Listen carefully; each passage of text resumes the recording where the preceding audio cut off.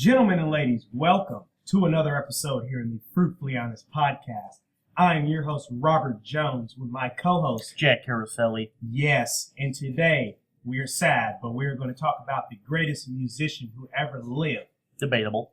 Hence, hailing from Minneapolis, Minnesota, standing at 5 feet 1 inches tall, weighing in at over 105 pounds. We are talking about the artist formerly known as Prince. Dun, dun, dun. First off, here at the Fruitfully Honest Was that podcast, we would love to say rest in peace Rest in peace. to one of the greatest to ever do it, and his name is Prince Rogers Nelson. He was born on, I believe, June 7th, 1958. Mm. Yes. So his name's actually Prince. His name is Prince Rogers Nelson. I think I'm going to be leading most of this episode because Yes. Jack is kind of not informed with Prince. Yeah. This was kind of something that I wanted to do to show my appreciation to who I think is the greatest musician ever. Yeah. But first, let's bring up Michael Jackson. Okay. Let's do it. I know a This little is bit this about is a Michael little Jackson. bit weird. Jack, what do you know about Michael? I mean, to me, they're very, to me, from a glance, Prince and Michael Jackson look very similar in their style, sort of in looks as well, but that's not really the point. Yes. They both sort of wear the tight clothing and they make weird noises, right? Yeah. They do. Yeah, that was a Weird good one. noises. Good example. Yeah. I don't really know the technical genre of Prince. I know a lot. He has a lot of different genres. Yes. If I'm not wrong. And his genres, to be specific, would be funk, pop, rock, jazz, and rap. So he is pretty well versed in every genre of music. So Jack, basically, my whole idea about Prince is he is, to me, the greatest thing ever to happen to music. I can't necessarily agree that he's the greatest thing, but he's a very good thing. Yeah. But also, I know a fraction of what you know about him. So I think that makes my opinion less credible, I guess. Yeah. Well, you were quick to jump on that one. Yeah. Yeah. So I'm basically just going to run through his background, and Jack, you comment on anything that you want. Okay. So like I said, he was born in Minneapolis, Minnesota on June 7th, 1958.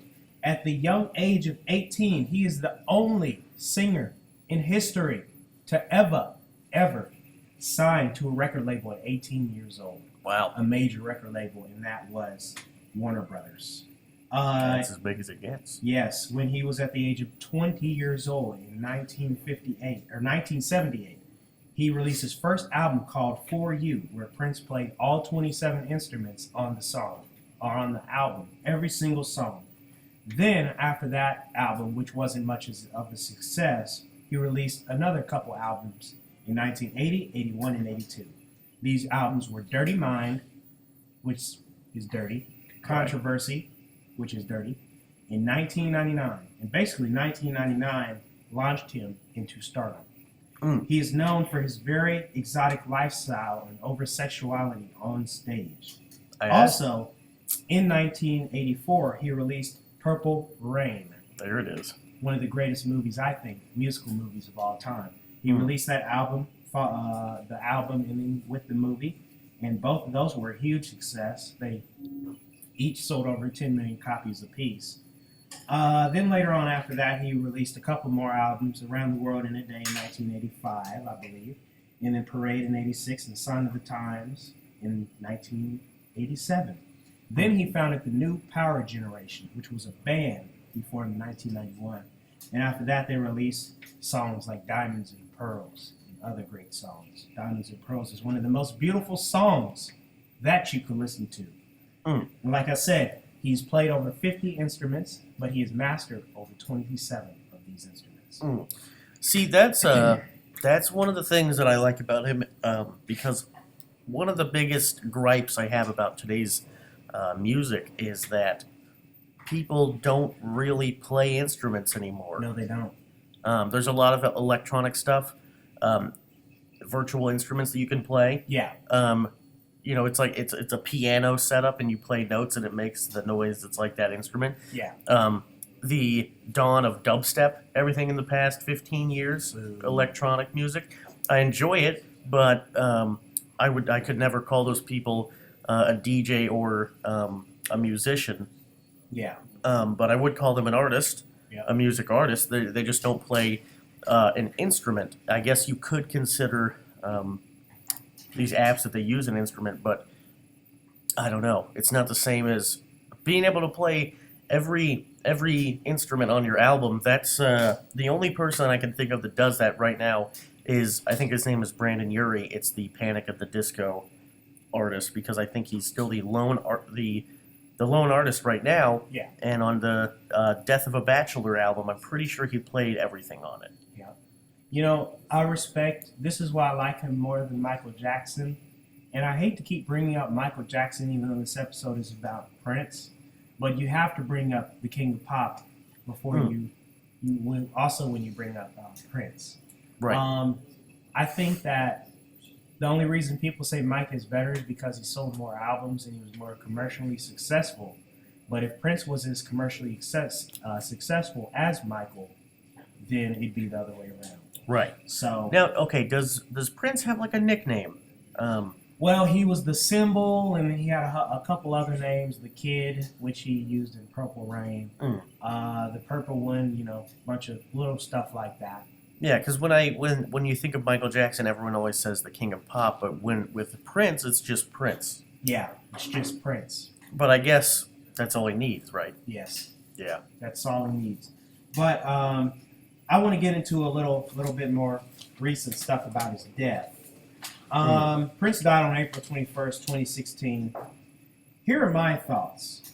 First thing I want to ask you, Jack, is why does it seem like the most famous people die alone? To hide evidence. To hide evidence. What do you mean by that? Oh boy. Okay. I know Well, you're kind of unprepared, though. well, no. I just think it's a far-fetched statement for me to make, but I think the secret societies, Freemasons, Illuminati, whatever, the people who control that, whatever, people who say control Jay-Z and Rihanna, all Yeah. those people, I think the reason they die alone is because then there's no witnesses Yeah. to what happened. Because, I mean, if you look at the list of people who died alone, you have, of course, Michael, you have the doctor there. You have Whitney Houston, you have Prince. You have China in recent news, the professional wrestler who died from a drug overdose. You have people, Kurt Cobain, Kurt Cobain, and who else is there? which is weird. Yeah, who else has Um, died alone? I can't think. Well, I mean, Elvis died in the toilet. yeah, that's what they say. Yeah. So, you know, a lot of these people, they're just dying alone in it. That's one of the points that I wanted to bring up. But another point I want to bring up about Prince is this painkiller and prescribed medication problem that our country has. I feel like our country devalues the threat of public or prescribed medicine. I think that we devalue it. What are your thoughts? Oh yeah. Before I don't mean to get super deep and sappy, but before my grandma died 2 years ago, they prescribed her. Now these aren't painkillers, but they prescribed her Xanax because she would have panic attacks and have trouble breathing. Yeah. So, and she already had emphysema, so that was really bad if that were to happen. So they prescribed her Xanax, but the problem is that towards the end she was really just a walking zombie. Really not even walking either. She didn't walk much, but she sort of she became dependent on them, and she started having to take more and more. I wouldn't say that is the reason that she ended up dying, but it made the last days she had super bad. Yeah. And she was a zombie, a walking zombie, and a doctor wanted to prescribe me Xanax, and when I thought about it, I said absolutely not, because I know what happened. This stuff messes with your brain. Yeah. I don't want any narcotics. I don't want that. Yeah, but basically, people think that medicine is the prescribed medication is only for helping you. They don't like to bring up the fact that it is just as harmful and it kills just as many as people as illegal street drugs. Way more people than weed. Yeah, that's all I know. And in fact, I have a stat here from a Harvard article by Donald W. Light, and it says that in 2015, 128 people have died from prescription medication. So this is pretty crazy. And how this all connects to Prince is they found opioids and other pain drugs on him at the time that he overdosed in the plane and at the time of his death. So here's basically my consensus on how he died. He was probably just over medicating himself because he wanted to continue touring and continue doing his concerts. And that's a whole nother issue of when you need someone to tell you no in your life.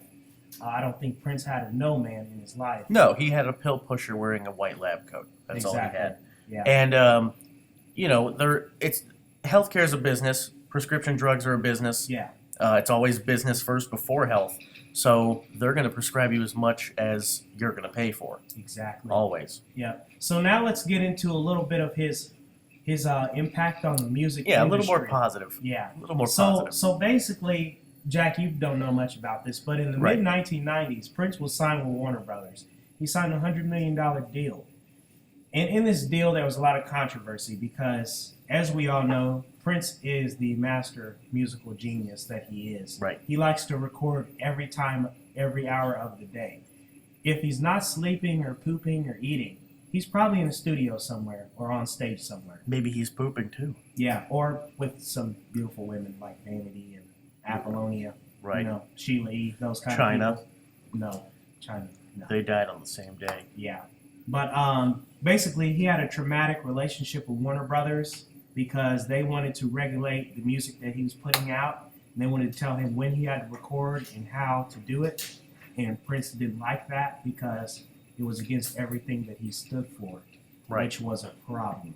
And he basically got out of this deal. He wore a slave on his face for like a couple of years just to prove a point that while he was at this label, he was a slave to the network. But basically, you see a lot of independent artists nowadays.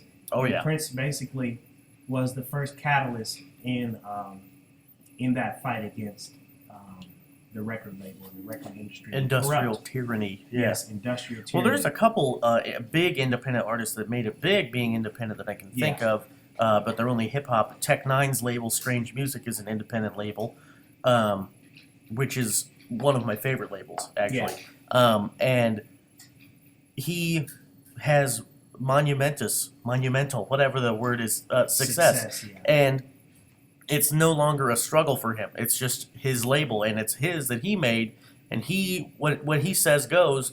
Another one I can think of used to be Funk Volume. Now they broke up because of Damian Ritter. Yeah. But Hobson, everyone in there, Jaron Benton, independent artists.